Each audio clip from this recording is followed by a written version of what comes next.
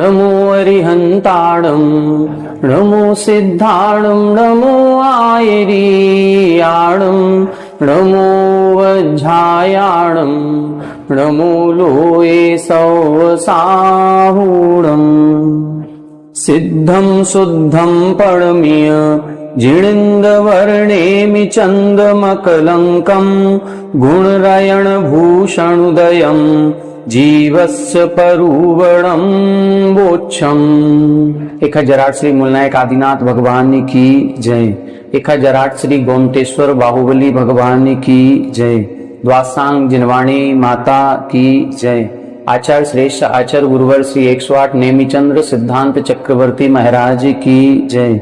आचार्य श्रेष्ठ आचार्य गुरुवर श्री 108 विद्यासागर जी महामुनि राज की जय। तीर्थ चक्रवर्ती जगत पूज्य निर्यापक श्रमण मुनि पुंगव श्री 108 सुधा सागर जी महाराज की जय। समस्त मुनि संघ की जय। पूज्यवर आचार्य नेमिचंद्र सिद्धांत चक्रवर्ती महाराज द्वारा रचित श्री गोमरसार जीवकांड जी ग्रंथराज की स्वाध्याय श्रृंखला में जीवों की जो 20 प्ररूपणाओं का वर्णन किया जा रहा है, उनमें से 2 प्ररूपणाओं पर विस्तार पूर्वक चर्चा अपनी हो चुकी है। सबसे पहले अपन ने गुण स्थान पर विस्तार से चर्चा की और दूसरे नंबर पर जीव समास पर विस्तार से चर्चा की। अभी अपन ने पूर्व कुछ कक्षाओं से जीव समास पर चर्चा की थी, जिसमें जीव समास को 4 प्रकार से इन्होंने विभाजित करते हुए उसका विस्तार से वर्णन किया। सबसे पहले स्थान की अपेक्षा किया था, जिसमें 14, 19, 38, 57 और 98 इतने प्रकार के जीवों के भेद प्रभेद बतलाए थे। फिर योनि की अपेक्षा किया तो वहां पर आकार योनि की अपेक्षा 3 प्रकार के, गुण योनि की अपेक्षा 9 प्रकार के अथवा 84 लाख प्रकार की योनियों की अपेक्षा से भेद प्रभेद बताए थे। फिर शरीर की अवगाहना की अपेक्षा अपन ने देखा तो पहले मुख्य रूप से 16 भेद किए थे। फिर 16 जीवों के पर्याप्त अपर्याप्त की दृष्टि से 2 भेद करते हुए 32 भेद किए। फिर इन जीवों की जघन्य अवगाहना कितनी होती है और उत्कृष्ट अवगाहना कितनी होती है। इस प्रकार से 64 प्रकार के जीवों की जघन्य उत्कृष्ट अवगाहना बताई थी। और अंत में 11 गाथाओं के माध्यम से जो मध्य में कितनी अवगाहनाएं और बनती हैं, ऐसी असंख्यातों अवगाहनाओं का जो वृद्धि क्रम है, उस वृद्धि क्रम को भी बहुत ही खूबसूरती के साथ बताया था। फिर इसके बाद अपन ने पिछली कक्षा में कुलों पर चर्चा की थी, जिसमें कुल के 197 लाख करोड़ भेद बताए गए थे। कौन से जीव के कितने कुल होते हैं, किसी के 22 लाख करोड़ हैं, किसी के 25 लाख करोड़ हैं, किसी के 26 लाख करोड़ हैं, किसी के 12 लाख करोड़, किसी के 10 लाख करोड़, किसी के 9 लाख करोड़। ये अपन ने एक लिस्ट बनाई थी। इन्होंने 5 गाथाओं में इसका वर्णन किया था। और एक इंद्रिय जीवों में पृथ्वी का एक आदि से लेकर के 5 स्थावरों का, 3 विकलत्रयों का और पंचेंद्रीय जीवों में 4 गतियों के जीवों के कुलों की संख्या बताई गई थी। ये कुलों की संख्या क्या है, हमने इस पर जो ग्रंथ में हमको पढ़ने में मिला वो हमने आपको बताया था कि जो शरीर को बनाने वाली नौकर्म वर्गणाएं होती हैं, उन नौकर्म वर्गणाओं की विभिन्नताओं को इन्होंने कुल कहा था। जैसे कई बार अपन लोग व्यवहार में देखते हैं कि जब भी किसी भी लड़के या लड़की की शादी की जाती है तो मूल और गोत्र देखे जाते हैं, जिसमें एक पिताजी का गोत्र भी देखा जाता है और एक मामा का गोत्र भी देखा जाता है। ये दोनों सेम नहीं होने चाहिए। यदि सेम होते हैं तो फिर उस लड़के और लड़की की शादी नहीं होती, क्योंकि उसको एक ही खानदान का या एक ही कुटुंब का माना जाता है। हो सकता है संभवतः जो मनुष्य के इधर इन्होंने 12 लाख करोड़ वर्गणाओं के भेद बताए हैं या कुल के भेद बताए हैं, ये इसी अपेक्षा से बताए गए हों। क्योंकि इस संसार में इतने सारे मनुष्य हैं और इतनी सारी जातियां हैं, इतने सारे धर्म संप्रदाय हैं, उनमें कहीं ना कहीं इतने प्रकार की ये नौकर्म वर्गणाएं हैं जो कुल की अपेक्षा रखती हैं, जो पुरुष जाति की अपेक्षा रखती हैं। तो ये जो शरीर का निर्माण होता है, उन वर्गणाओं की भिन्नता होनी चाहिए। एक ही प्रकार की भिन्नता में यदि हम विवाह आदि करते हैं तो फिर वो हो सकता है धर्म जाति की अपेक्षा भी और सिद्धांत की अपेक्षा भी ठीक ना होता हो।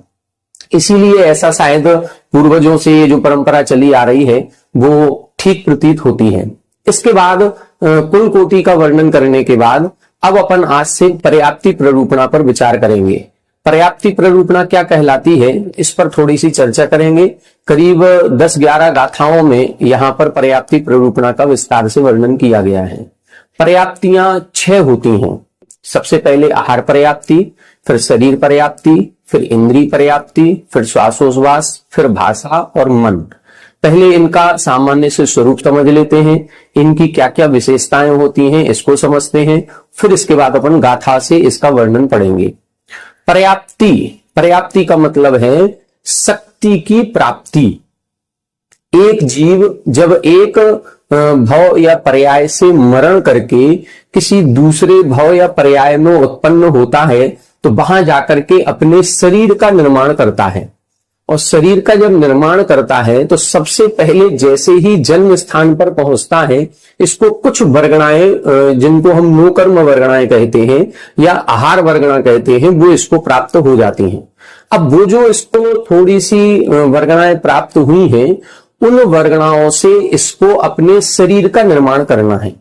न केवल शरीर का निर्माण करना है बल्कि उनमें इंद्रियों का भी निर्माण करना है। वहां पर श्वासोश्वास भी उसका चलेगा, तो श्वासोश्वास कैसे चलेगा, किन अंगोपांगों की सहायता से चलेगा, ये भी उसको देखना है।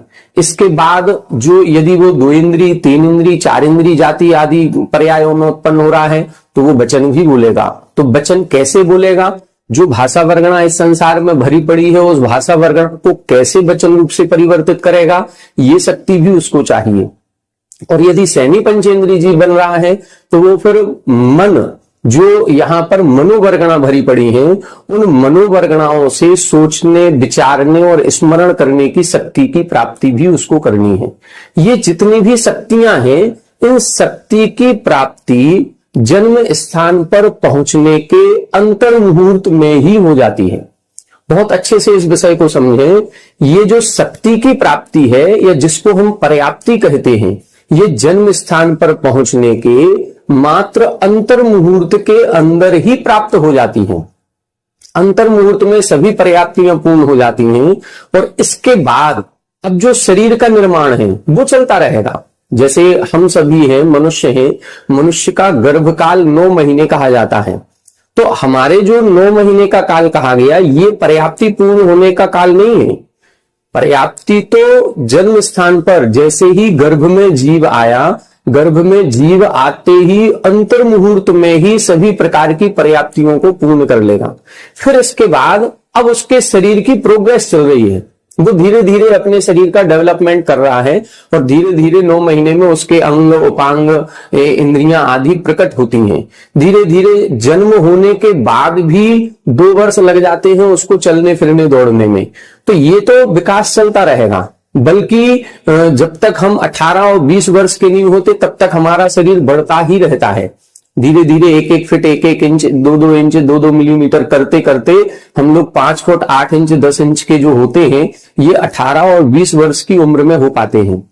जो शरीर का पूर्ण विकास है वो हमारा 18-20 उम्र तक होता है। तो ये प्रक्रिया चलती रहेगी। इस प्रक्रिया से मतलब नहीं है कि विकास कब तक हो रहा है, उस विकास करने की शक्ति की जो प्राप्ति है वो प्रारंभ के अंतर मुहूर्त में आ जाती है। बस ये जो प्राप्ति है, शक्ति की प्राप्ति, उस शक्ति की प्राप्ति को ही पर्याप्ति कहते हैं। शक्ति की प्राप्ति को ही पर्याप्ति कहते हैं। अब ये जो शक्ति की प्राप्ति होती है, ये 6 प्रकार की शक्तियां होती हैं: आहार, शरीर, इंद्रिय, श्वासोश्वास, भाषा और मन। ये 6 प्रकार की पर्याप्ति हैं। इन 6 प्रकार की पर्याप्तियों में जो एकेंद्रीय जीव होते हैं, ये 4 प्रकार की पर्याप्ति को ही पूर्ण करते हैं। क्योंकि एक इंद्रिय जीव है, इनके रसना इंद्रिय नहीं है, मात्र स्पर्शन इंद्रिय है। और जो बोलना होता है ये रसना इंद्रिय से होता है। जब इनके रसना इंद्रिय ही नहीं है तो एक इंद्रिय जीवों के मात्र 4 पर्याप्ति पूर्णता होंगी। भाषा और मन पर्याप्ति का ना तो प्रारंभ करते हैं ना इनकी पूर्णता होती है। जो 2 इंद्रिय से असंगी पंचेंद्रिय तक के जीव होते हैं ये 5 पर्याप्तियों का प्रारंभ करेंगे और 5 की पूर्णता करेंगे, क्योंकि 2 इंद्रिय से रसना इंद्रिय भी आ जाएगी तो बोलने की शक्ति भी इनको चाहिए। तो 2 इंद्रिय से लेकर के असैनी पंचेंद्रिय तक 5 पर्याप्ति, आहार, शरीर, इंद्रिय, श्वासोश्वास, भाषा। मन पर्याप्ति ये पूर्ण नहीं करते। और जो संगी पंचेंद्रिय जीव बनते हैं ऐसे जीव 6 पर्याप्तियों का प्रारंभ भी करते हैं और उनका निष्ठापन भी करते हैं। अब इनका होता क्या है कि ये जो 6 पर्याप्तियां हैं, जैसे ही यह जीव यहां से मरण करके अगली पर्याय में जाता है तो जो इसने कर्म बंध किए हैं उन कर्म बंधों की अपेक्षा से ही आगामी शरीर की रचना होती है। यदि ये जीव यहां से जा रहा है और इसके जो नाम कर्म है, नाम कर्म में पहला नाम कर्म है गति नाम कर्म, जाति नाम कर्म। ये जो जाति नाम कर्म है, ये जाति नाम कर्म बहुत महत्वपूर्ण कर्म है, क्योंकि एक इंद्रिय जाति नाम कर्म का उदय लेकर के जा रहा है कि 3 इंद्रिय जाति नाम कर्म का कि पंचेंद्रिय जाति नाम कर्म का। जैसे जाति नाम कर्म का उदय होगा वह जीव उतने ही इंद्रियों में उत्पन्न होगा। जितने जाति नाम कर्म का उदय होगा उतने ही ज्ञानावरण कर्म का उदय होगा। मान लो किसी जीव के 3 इंद्रिय जाति नाम कर्म का उदय है तो उसके स्पर्शन, रसना और घ्राण इंद्रिय कर्म का ही क्षयोपशम होगा। वो जो ज्ञानावरण कर्म का क्षयोपशम लेके जाएगा वो भी 3 इंद्रिय संबंधी ज्ञानावरण का क्षयोपशम लेके जाएगा। चक्षु इंद्रिय और कर्ण इंद्रिय का उसको क्षयोपशम प्राप्त नहीं होगा। जो अपन ने पूर्व सर्वार सिद्धि पढ़ी थी उसमें ये सारी चीजें आई थी, जो प्राण की चर्चा वहां पर आई थी, वहां पर भी ये सारी बातें लिखी गई थी। तो वहां पर उसके चक्षु इंद्रिय और इंद्रिय इनके सर्वघाती स्पर्धकों का ही उदय होगा, उनका अनुदय नहीं होगा। इसीलिए उसके मात्र 3 इंद्रियों का क्षयोपशम है। तो जितने जाति नाम कर्म का उदय लेकर के जाएगा उतने ही ज्ञानावरण कर्म का भी क्षयोपशम उसको प्राप्त होगा और उसी हिसाब से फिर उसके शरीर की रचना होगी। यदि 3 इंद्रिय जाति नाम कर्म का उदय है तो 3 इंद्रियावरण कर्म का क्षयोपशम लेकर के जाएगा, स्पर्शन, रसना और घ्राण का। अब जब 3 इंद्रियों का ही क्षयोपशम लेके जाएगा तो फिर ये 5 पर्याप्तियों को करेगा, क्योंकि इसके जब 9 इंद्रियावरण कर्म का क्षयोपशम नहीं है, 9 इंद्रियावरण कर्म से ही मन की रचना होती है। और जब 9 इंद्रियावरण कर्म का क्षयोपशम लेके नहीं जा रहा है, मन का जो सद्भाव होता है ये पंचेंद्रियों में ही होता है। और यदि इसके पंचेंद्रिय जाति नाम कर्म का उदय नहीं है तो ऐसा जीव पंचेंद्रियों में कदापि उत्पन्न नहीं होगा। और जब उत्पन्न नहीं होना है, 3 इंद्रियों में उत्पन्न होना है, तो फिर ये जो पर्याप्तियों को प्राप्त करने की शुरुआत करेगा ये 6 की नहीं करेगा, ये 5 की करेगा, क्योंकि इसके मन बनना ही नहीं है। जिसके पंचेंद्रिय जाति नाम कर्म का उदय होगा, जिसके 5 ज्ञानावरण कर्म का क्षयोपशम होगा, 5 ज्ञानावरण का मतलब इंद्रिय संबंधी, स्पर्शन, रसना, घ्राण, चक्षु और कर्ण, 5 इंद्रिय संबंधी ज्ञानावरण का क्षयोपशम है। साथ में मन का भी 9 इंद्रियावरण कर्म का भी क्षयोपशम है। ऐसा जीव ही 6 पर्याप्तियों का प्रारंभ करता है। उनकी जो शक्ति की प्राप्ति करना है उसको प्राप्त करने का एक उद्यम जो करना है वो प्रारंभ करता है। तो जीव की स्थिति हमें देखनी पड़ेगी कि पूर्व भाव से वो किस प्रकार के कर्म का उदय लेकर के आ रहा है। जैसे कर्म का उदय लेकर के जाएगा, जन्म स्थान पर पहुंचने के बाद वैसी ही क्रिया विधि उसके द्वारा की जाएगी। यदि मान लो उसके एकेंद्रीय जाति नाम कर्म का उदय है, उसके मात्र स्पर्शन इंद्रियावरण कर्म का ही क्षयोपशम है, तो फिर वो केवल 4 पर्याप्तियों की का ही प्रारंभ करेगा। फिर भाषा पर्याप्ति और मन पर्याप्ति को प्रारंभ ही नहीं करेगा। पर्याप्तियों के संबंध में और एक विशेषता समझें कि ये जो 6 पर्याप्तियां होती हैं, इन 6 पर्याप्तियों का प्रारंभ एक साथ होता है, लेकिन अंत जो होगा वो क्रम क्रम से होता है। जैसे कई बार रेस लगाई जाती है और 10 लोग एक साथ एक लाइन में खड़े हैं, 10 बिल्कुल पोजीशन बना करके खड़े हैं कि जैसे ही विसल बजेगी और हमको दौड़ना शुरू करना है, तो प्रारंभिक स्टार्ट पॉइंट जो होता है उसमें 10 लोग एक साथ होते हैं। जैसे ही विसल बजती है वैसे ही 10 लोग एक साथ दौड़ना प्रारंभ करते हैं। लेकिन जो फिनिशिंग पॉइंट होता है उस फिनिश पॉइंट पर सभी लोग एक साथ पहुंचते हैं क्या? नहीं पहुंचते। वहां पर क्रम क्रम से पहुंचेंगे। एक पहले पहुंचेगा, वो फर्स्ट आएगा, जो दूसरे नंबर पर पहुंचा वो सेकंड, फिर थर्ड, फिर फोर्थ, फिर फिफ्थ, इस तरह से धीरे धीरे पहुंचेंगे, क्रम क्रम से पहुंचेंगे। इसी तरह से यहां पर भी होता है, जैसे कोई जीव जन्म स्थान पर पहुंचा और जन्म स्थान पर पहुंचते ही जो उसने नोकर्म वर्गणाएं, आहार वर्गणाओं को ग्रहण किया, अब उनमें जो शक्ति की प्राप्ति करना है, जिसको एक इंद्रिय बनना है वो 4 इंद्रियों की प्रारंभ करेगा, जिसको 2 इंद्रिय से असंगी पंचेंद्रिय तक बनना है वो 5 पर्याप्तियों का प्रारंभ करेगा, और जिसको संगी पंचेंद्रिय बनना है वो 6 पर्याप्तियों का प्रारंभ करेगा। तो प्रारंभ एक साथ करेगा। मान लो सैनी पंचेंद्रिय की बात करें तो वो 6 पर्याप्तियों का प्रारंभ एक साथ करेगा। प्रारंभ हो गया, लेकिन अब इनकी जो पूर्णता होगी वो क्रम क्रम से होगी। पहले आहार पर्याप्ति पूर्ण होगी, उसके कुछ समय बाद फिर शरीर पर्याप्ति पूर्ण होगी, फिर उसके कुछ समय बाद इंद्रिय पर्याप्ति पूर्ण होगी, फिर उसके कुछ समय बाद श्वासोश्वास पर्याप्ति पूर्ण होगी, फिर उसके कुछ समय बाद भाषा पर्याप्ति पूर्ण होगी, और सबसे लास्ट में मनः पर्याप्ति पूर्ण होगी। किसी भी एक पर्याप्ति के पूर्ण होने में कितना समय लगता है? अंतर मुहूर्त का समय लगता है। कोई भी एक पर्याप्ति पूर्ण होगी उसके पूर्ण होने में भी अंतर मुहूर्त लगता है, और 6 पर्याप्तियों के पूर्ण होने का जो सामूहिक पूरा समय निकाला जाएगा वो भी अंतर मुहूर्त ही होता है। अंतर मुहूर्त कितना कहलाता है? अंतर मुहूर्त के लिए कहा जाता है 1 आवली से अधिक और 48 मिनट से कम। 1 आवली से, 1 सेकंड में संख्यात आवली होती है और 1 आवली में असंख्यात समय होते हैं। तो 1 आवली से अधिक और 48 मिनट से कम का जो समय है वो सब अंतर मुहूर्त है। माना कि कोई जीव है, वो जन्म स्थान पर पहुंचा और पर्याप्तियों को पूर्ण करना उसने प्रारंभ किया, तो प्रारंभ 6 पर्याप्तियों का किया, लेकिन उसकी पहली आहार पर्याप्ति के पूर्ण होने में 2 मिनट लगे। तो 2 मिनट में पहली पर्याप्ति पूर्ण हो जाएगी, दूसरी पर्याप्ति में 2 मिनट और अधिक लगे तो 4 मिनट में ये पर्याप्ति पूर्ण हो गई। तीसरी जो इंद्रिय पर्याप्ति है उसमें 2 मिनट और ज्यादा लगे तो ये 6 मिनट में पूर्ण हो जाएगी।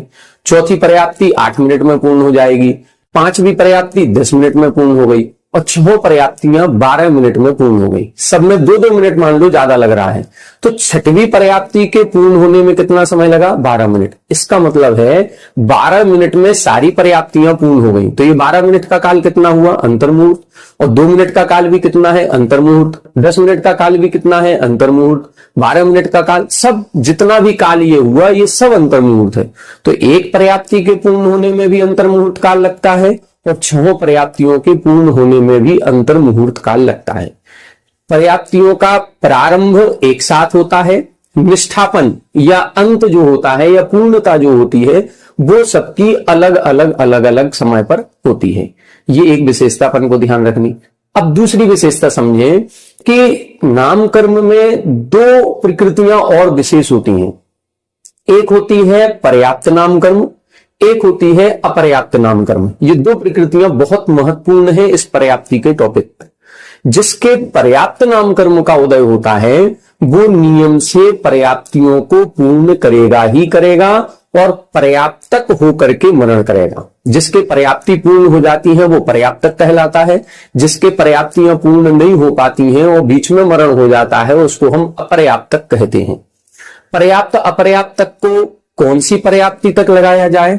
तो दूसरी जो पर्याप्ति है शरीर पर्याप्ति। इस शरीर पर्याप्ति की पूर्णता होते ही जीव को पर्याप्तक कहा जाता है और शरीर पर्याप्ति जब तक पूर्ण नहीं हुई तब तक जीव को अपर्याप्तक कहा जाता है।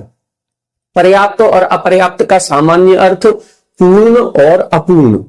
जैसे इसकी अपन पहली गाथा पढ़ेंगे तो पहली गाथा में इन्होंने यही विषय दिया। जैसे हमने मकान बनवाना शुरू किया तो जब तक मकान का काम चल रहा है, पूरा नहीं हुआ, जब तक हम इनॉग्रेशन तक नहीं पहुंचे तब तक वह अपूर्ण कहलाता है। और जैसे हमारा काम कंप्लीट, एक भी लेबर काम नहीं कर रही है और अब हमको बस इनॉग्रेशन करना है और घर में प्रवेश करना है, अब ये हमारा काम पूर्ण हो गया।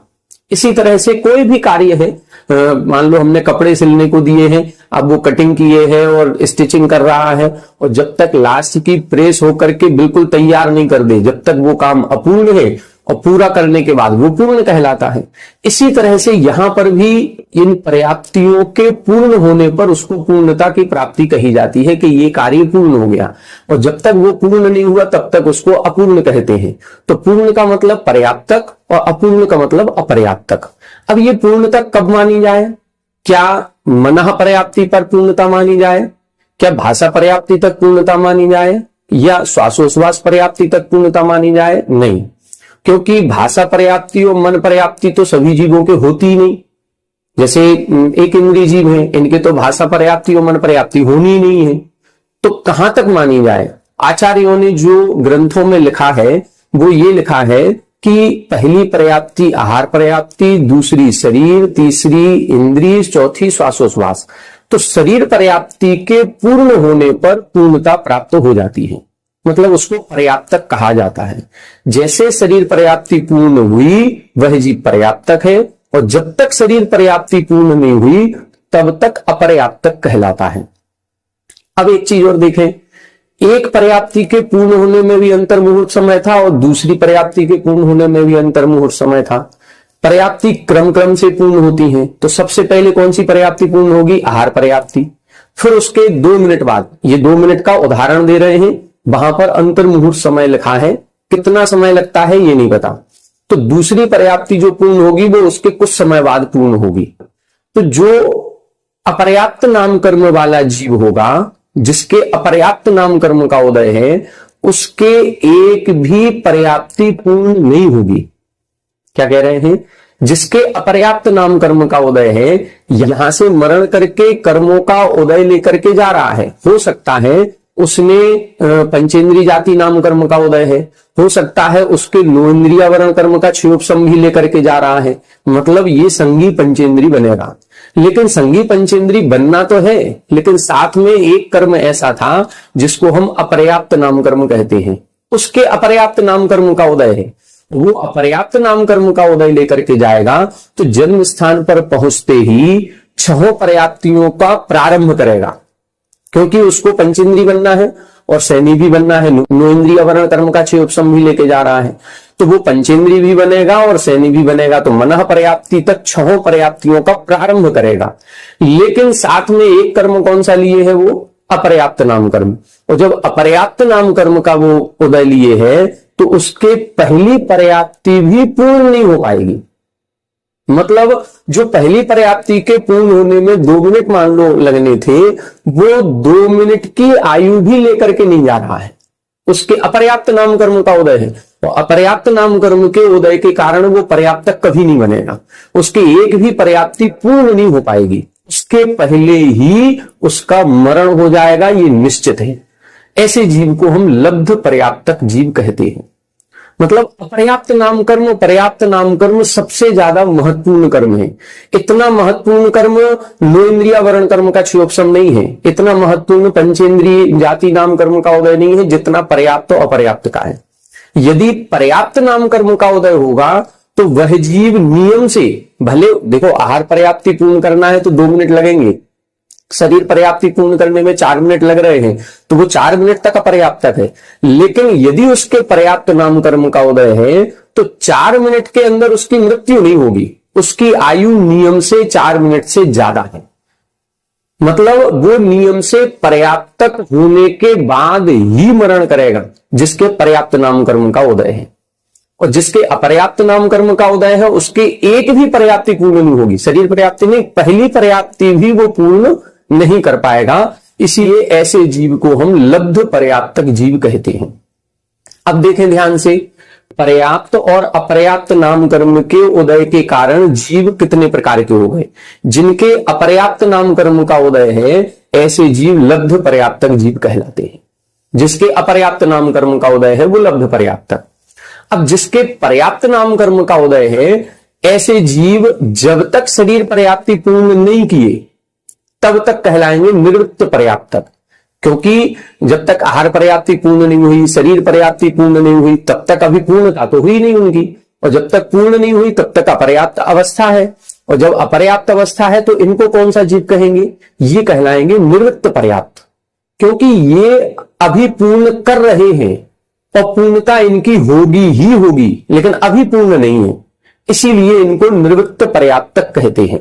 और जैसे ही शरीर पर्याप्ति पूर्ण हो जाती है फिर पर्याप्तक कहलाने लगते हैं। हम सभी अपर्याप्तक हैं कि पर्याप्तक? हम सभी पर्याप्तक हैं।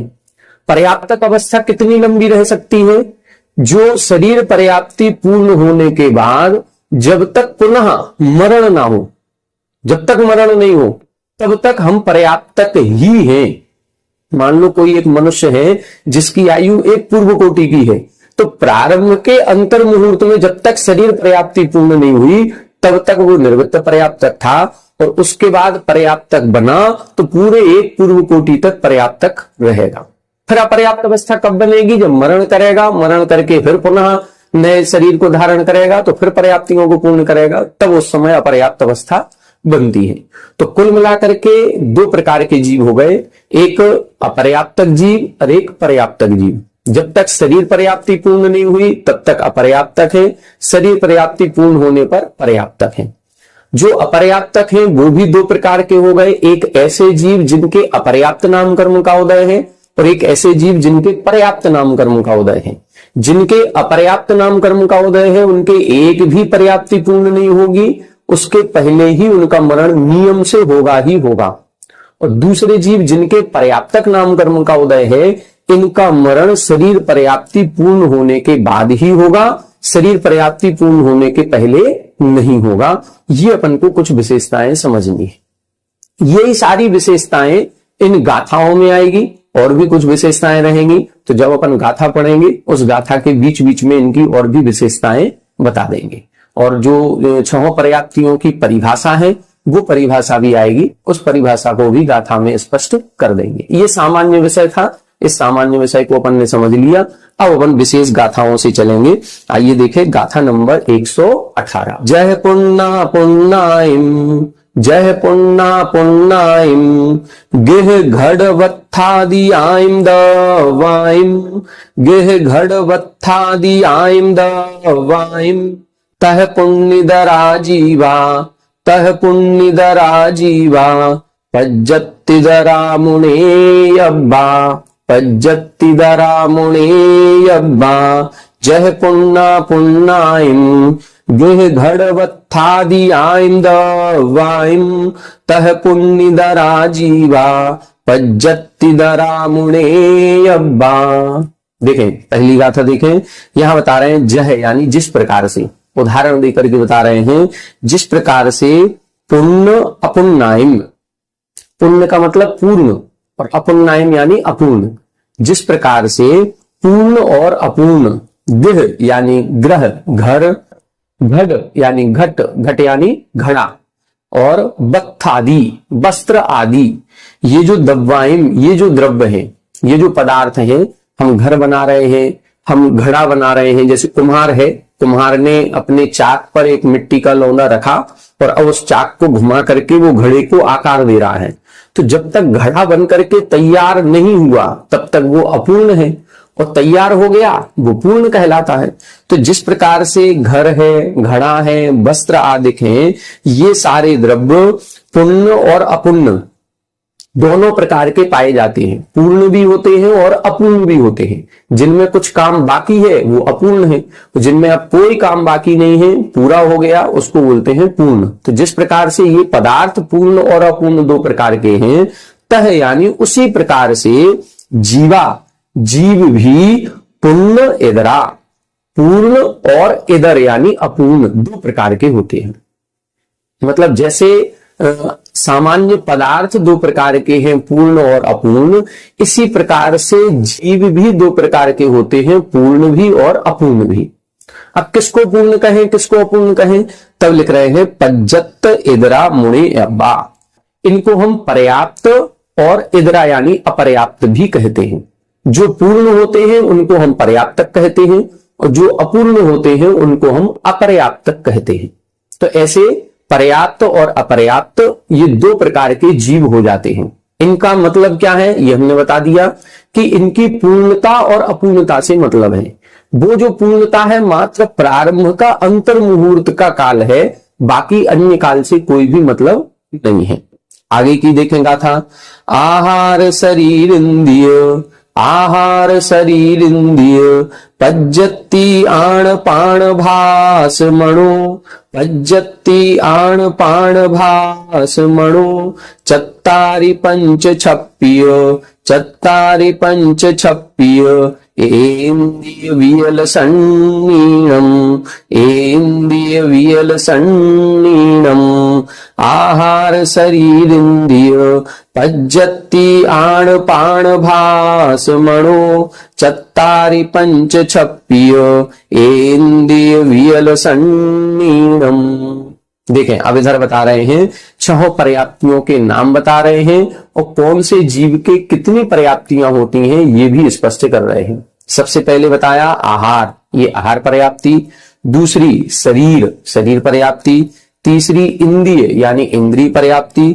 चौथी आणपाण यानी श्वासोश्वास पर्याप्ति। पांचवी भास यानी भाषा पर्याप्ति और छठवीं मणु यानी मन पर्याप्ति। पज्जति यानी ये पर्याप्ति, ये पर्याप्ति पज्जति शब्द सभी में जुड़ेगा। आहार पज्जति, शरीर पज्जति, इंद्रिय पज्जति, आणपाण पज्जति, भास पज्जति और मन पज्जति। ऐसी 6 पर्याप्तियां हो गई। हमने आपको बताया भाषा पर्याप्ति किसकी होगी, जो 2 इंद्रिय या 2 से अधिक इंद्रिय वाला है, जिसके 2 इंद्रिय जाति नाम कर्म का उदय है, 3 इंद्रिय जाति नाम कर्म का, 4 इंद्रिय जाति नाम कर्म या पंचेंद्रिय जाति नाम कर्म का उदय है, उनके ही भाषा पर्याप्ति होती है। जिसके 1 इंद्रिय जाति नाम कर्म का उदय है उसके ना तो भाषा होगी और ना मन होगा। और जब 1 इंद्रिय वालों के भाषा और मन नहीं होगा तो कितनी होंगी, 4 पर्याप्तियां होंगी। इसीलिए लिखा चत्तारी पंच छप्पिय। अब जीव कितने प्रकार के हो गए, ये इस दृष्टि से, पर्याप्तियों की दृष्टि से 3 प्रकार के अपन मान सकते हैं। कुछ जीव ऐसे हैं जो 4 पर्याप्तियों को पूर्ण करते हैं, कुछ जीव ऐसे हैं जो 5 पर्याप्ति वाले हैं और कुछ जीव ऐसे हैं जो 6 पर्याप्ति वाले होते हैं। तो एक इंद्रिय जीव चत्तारी, आगे देखें इंद्रिय वियल सन्नीनम, क्रम से लगाएंगे। चत्तारी इंद्रिय, पंच वियल और छप्पिय सन्नीनम। तो इंद्रिय चत्तारी जो एक इंद्रिय जीव होते हैं, इनके 4 पर्याप्तियां होती हैं, आहार, शरीर, इंद्रिय और श्वासोच्छ्वास। फिर जो वियल यानी 2 इंद्रिय, 3 इंद्रिय, 4 इंद्रिय। फिर आगे लिखा है सन्नीनम, इसका मतलब है असंगी पंचेंद्रिय भी यहां पर ले लेंगे। तो 2 इंद्रिय, 3 इंद्रिय, 4 इंद्रिय और असंगी पंचेंद्रिय, ये जो 4 प्रकार के जीव हुए, इनके 5 प्रकार की पर्याप्तियां पूर्ण होती हैं, आहार, शरीर, इंद्रिय, श्वासोश्वास और भाषा।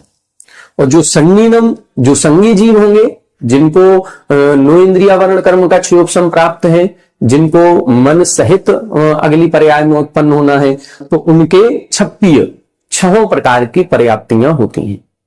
तो ये एक सामान्य विषय हो गया। एक इंद्रियों के 4 पर्याप्ति, 2 इंद्रिय से असंगी पंचेंद्रिय तक 5 पर्याप्ति और संगी पंचेंद्रिय के 6 पर्याप्तियां होती हैं। अब ये पर्याप्ति कहलाती क्या है, इसको अपन अगली कक्षा में समझेंगे। आज समय कम है, एक गाथा और आगे की देखते हैं, फिर उसके बाद कल की कक्षा में इन पर्याप्तियों का स्वरूप आपको बताएंगे।